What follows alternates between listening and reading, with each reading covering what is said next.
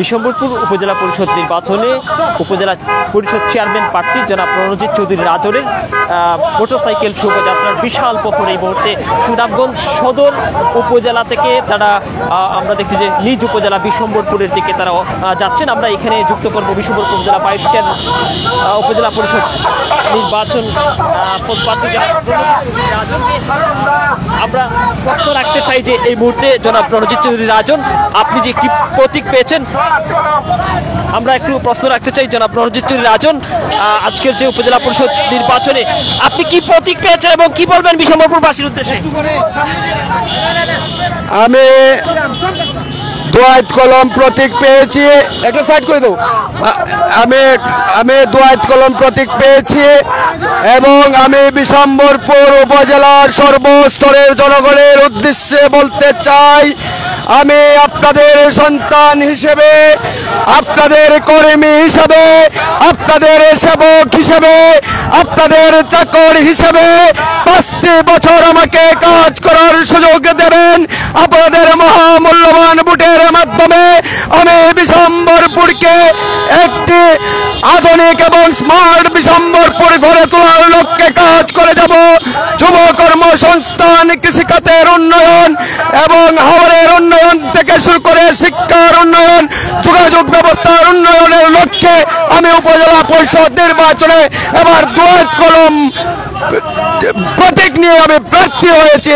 সকলের দোয়া এবং আশীর্বাদ প্রার্থনা করি।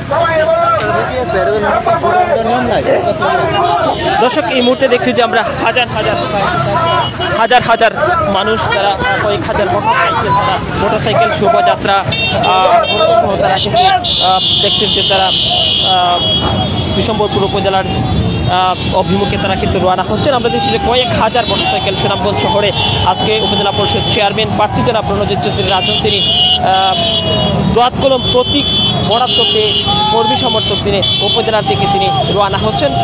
তিনি যেটি বলছেন যে এই উপজেলাবাসীর জন্য তার আন্তরিকতা থেকেই কিন্তু আজকে তিনি প্রার্থী হতেন এবং তিনি প্রতিশ্রুতি দিয়েছেন যে বিশম্বরপুর যোগাযোগ, স্বাস্থ্য, শিক্ষা সহ সার্বিক উন্নয়নে তিনি আজীবন মানুষের পাশে থেকে কাজ করবেন এবং তিনি যেটি বলছেন যে জয়ের ব্যাপারে তিনি অনেকটাই আত্মবিশ্বাস। আপনারা দেখছেন প্রায় দীর্ঘ কয়েক কিলোমিটার সড়ক জুড়ে আজকের এই যে মোটর সাইকেল বহর, আপনারা দেখছেন যে একটু আগে তারা কিন্তু নিজ ইউনিয়ন যেটি জনাব রণজিৎ চৌধুরী রাজনের ফতেপুর ইউনিয়ন, সেই ফতেপুর ইউনিয়ন থেকে তারা সুনামগঞ্জ যে রিটার্নিং কর্মকর্তার কার্যালয়, সেই রিটার্নিং কর্মকর্তার কার্যালয়ে প্রতীক বরাদ্দ পাওয়ার পর তিনি কিন্তু এই মুহূর্তে মোটরসাইকেল শোভাযাত্রা সহ তিনি বিশম্বরপুর দিকে রওনা হচ্ছেন। আমরা এমনটি লক্ষ্য করছি। দর্শক, আপনারা জানেন যে আগামী 21 মে কিন্তু বিশম্বরপুর উপজেলা পরিষদ এবং সহ আরও কয়েকটি উপজেলা পরিষদ নির্বাচন অনুষ্ঠিত হবে। সেই নির্বাচনে নিশ্চয়ই প্রার্থীরা তাদের পছন্দের প্রার্থীকে ভোট দেবেন, এমনটা আমরা প্রত্যাশা করছি। দর্শক, আপনাদেরকে বলছিলাম যে সুনামগঞ্জের বিশম্বরপুর উপজেলা পরিষদ নির্বাচনের